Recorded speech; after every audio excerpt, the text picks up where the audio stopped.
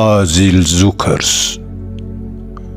ደራሲ አልታይ ገብረመድህን ብዙነህ። ተራኪ ደጀኔ ጥላሁን። አዚል ዙከርስ ምዕራፍ 33። ክብረ ወርቅ ከፍራንክፈርት ባቡር ጣቢያ እንደደረሰች ገና ባቡሯ ሳይቆም ትኬቱንና ፓስፖርቱን አዘጋጅተው ወደሚሸኟት ሰዎች የእጅ ስልክ ደወለችላቸው። ደረስሽ? አለች ሴትዮዋ ከደጅ መኪናዋን እያሽከረከረች የባቡሯን ጭራ ከርቀት እየተመለከተች። እኩል መድረሳቸው ነበረ። አዎ፣ ባቡሩ ግን ገና ሙሉ ለሙሉ አልቆመም። በቃ እንደወረድሽ በዋናው በር ውጪ፣ ፊት ለፊት ታይኛለሽ። የመኪናዋን አይነትና ታርጋ ቁጥር ገለጸችላት።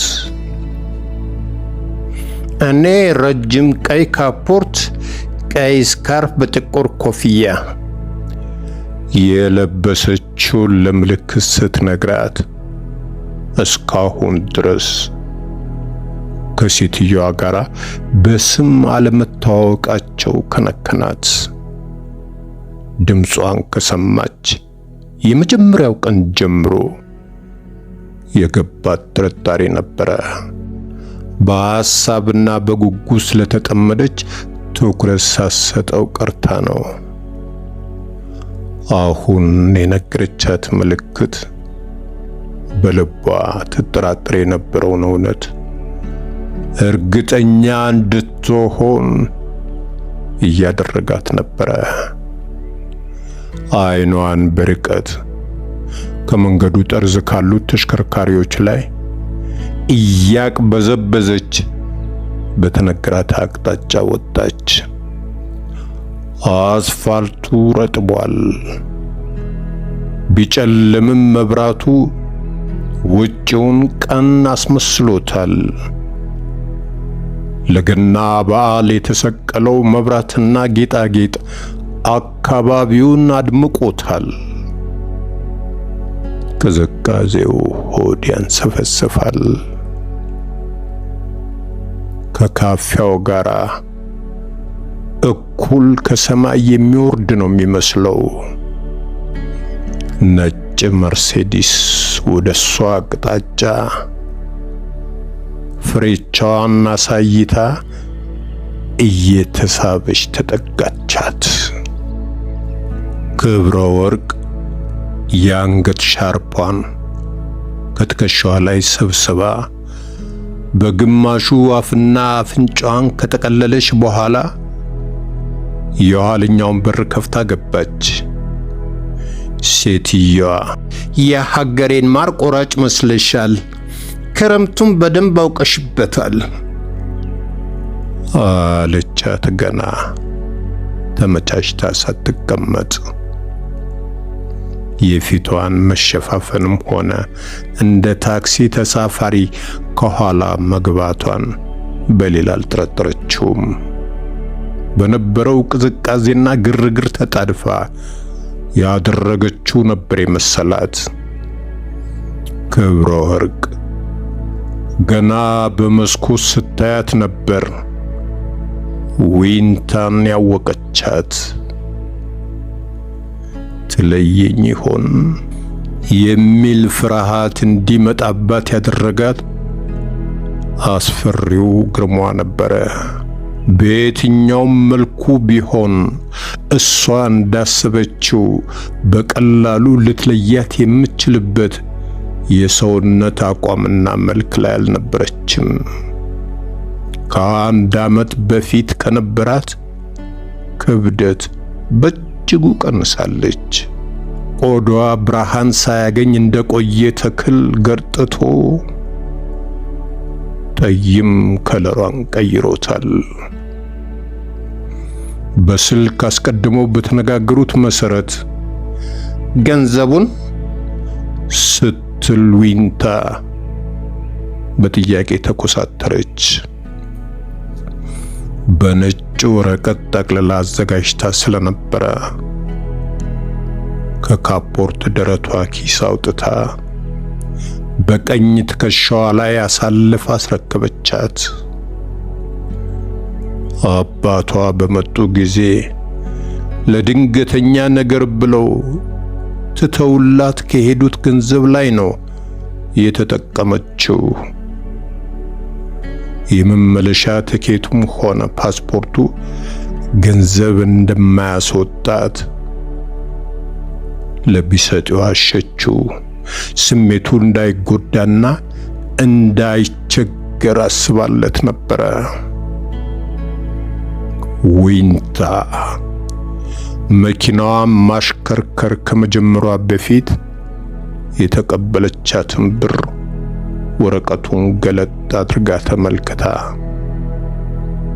እንደ ተጠየፈችው ሁሉ የክርን ማስደገፊያውን ኪስ ከፍታ ሳትቆጥረው ወደ ውስጥ ወረወረችው። የጣቢያውን ትርምስ በዝግታ ነርታ አልፋ አውራ ጎዳናውን ስትይዝ ከዚያው ከተከፈተው ኪስ ውስጥ የታሸገ ፖስታ አውጥታ እንድትቀበላት ቀኝ እጇን ወደ ኋላ ሰደደችላትና የምታድሪበት የአፓርትመንት ቁልፍ፣ ትኬቱና ፓስፖርቱ አለበት። የመግቢያ ኮድና ቁጥሩ ላዩ ላይ ተጽፎበታል። በሩ ላይ ጥልሻለሁ። ቅዝቃዜ ስላለ እኔ ከመኪና አልወርድም። ራስሽ ከፍተሽ ትገቢያለሽ። ታክሲው ታዟል። ነገ በሰዓቱ መጥቶ ወደ ኤርፖርት ይወስድሻል። ዝግጁ ሆነሽ ጠብቂው። ዊንታ ካነጋገር ፍጥነቷና ወዟ ጋራ ያው እንዳለች ነች። ይቺ ሴትዮ ፍሪጅ ውስጥ ነው እንደምታድረው። ቅንጣት አልተቀየረችም።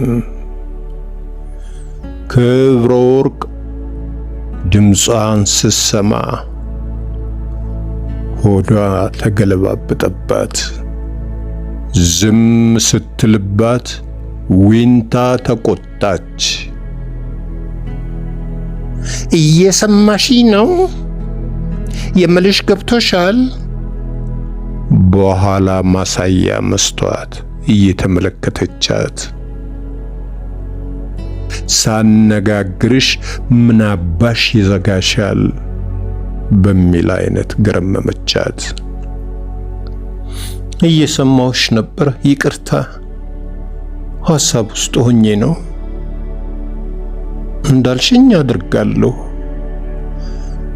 እንዳታውቃት ወደ ጎን ዞራ ግማሽ ፊቷን ለመስተዋቷ ሰጥታ ጓዝ አልያሽ፣ ጉዝጓዝ የለሽ፣ ደስ የሚል ቀለል ያለ ጉዞ። ሐሳብና መንገድ አይለያዩም። ጠቅለል አድርጎ መቁረጥ ነው እናቴ። ዞሮ ዞሮ ከቤት ኖሮ ኖሮ ከመሬት አለች ቴቴ። መመለስሽ ደግ አድርገሻል። እፊን ቆሎም ቢሆን ቆርጥመሽ ከወገንሽ ጋር ደስ ብሎሽ ውሃሽን ጠጥተሽ ታድሪያለሽ። እንዲህ አርአያ ሆኖ የሚያሳየን ደፋር መሪ አተን ነው። ትንሽ መጦሪያችን ያዝና እኛም መመለሳችን አይቀርም። ለነገሩ ብዙ ትርፍ ኪሳራ ያመጣል። የምትቀልድባት መስሎ ተሰማት። ክብረ ወርቅ እንኳን ልታተርፍ የነበራትን አታለች። በቀሪ ሕይወቷ መልሳ መተካት የማትችለውን ነገር አስረክባ ነው እየተመለሰች ያለችው። በማይሽር ጠባሳ ልቧ ተጠባብሷል። ሞራሏ ላሽቋል።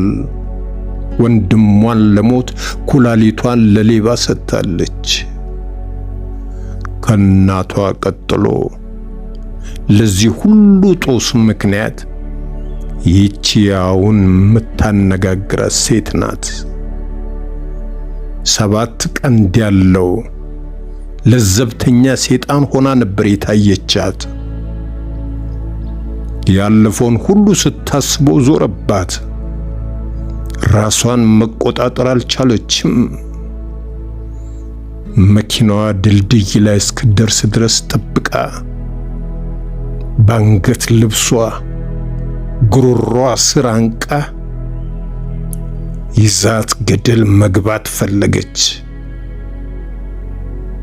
ወደፊት የሚሄዱበትን መንገድ አሻግራ እየተመለከተች አመቺ ስፍራ ስትፈልግ ፊት ለፊት የሚመጣ ረጅም የመኪና ብርሃን አይኗን ወጋት። ተይ ክብሬ ታት። እሷ በቁሟ የሞተች ሰው ነች። ለራስሽ ሕይወት አስቢ። በሕገ ወጥ የሰው ዝውውር ዕጣ ፈንታችን ይሄ ሆኗል። አትክልት ፊቷ ላይ መጥቶ መከራት። አንዳንዴ ታዲያ ወደፊት ለመሮጥ ጥቂት ወደ ኋላ መንደርደር አስፈላጊ የሚሆንበት ጊዜ ስለሚኖር ፈተና ቢያጋጥማችሁ እንዳትሸነፉ። አልዬ የመከረንንም አትዘንጊበት። እሱም አትርሺ እያለሽ ነው። እሺ። ቃላቶቹ አቀዘቀዟት። አንተ ጋር መጥቷል እንዴ? ተገናኝታችኋል እንዴ? አንድ ላይ ናችሁ? ድምጿን ከፍ አድርጋ ስትጠይቀው መልስ ሳይሰጣት ከመኪናው ሞተር ስር ሰርጎ ተሰወረባት። እኔ ነው ወይስ ስልክ ላይ ነሽ? ዊንታ ፍጥነቷን ቀንሳ ከአንድ ትልቅ የመኖሪያ ህንጻ ጥግ መኪናዋን እያቆመች ጠየቀቻት። ወይኔ ጉዴ! እንቅልፍ ይዞኝ እየቃዠሁ ከማለቷ በይ በይ እሺ ደህና። ለማንኛውም ነገ ስትወጪ በሩን ቆልፈሽ ቁልፉን እግር መጥረጊያው ምንጣፍ ስር ወርውሪው እንዳትረሺ። ትዕዛዟን ብቻ ሰጣት። ሳትሰናበታት እንዳልባሌ ነገር አራግፋት ሄደች። ክብረ ወርቅ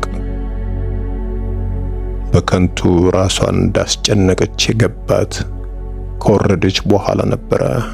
ዊንታ እንኳን ልታውቃት ጥርጣሬ አልገባትም። ገንዘቧን ተቀብላ ጥቂት ከለፈለፈችባት በኋላ በራሷ የሐሳብ ዓለም ውስጥ ነበረ የጠነነችው። በማግስቱ አውሮፕላን ውስጥ ገብታ እንደተቀመጠች እሷ ያንን ሁሉ መከራ ዝላ ወደ ኢትዮጵያ ስትመለስ፣ በአንጻሩ በተመሳሳይ አውሮፕላን ወዶም ይሁን እንደሷ ተገፍቶ ገና ለሚመጣው ወገኗ አዘነችለት። ሳይታዩ አየር ላይ በመንገድ መተላለፋቸው አስቆጫት። ሕይወትና ሞት፣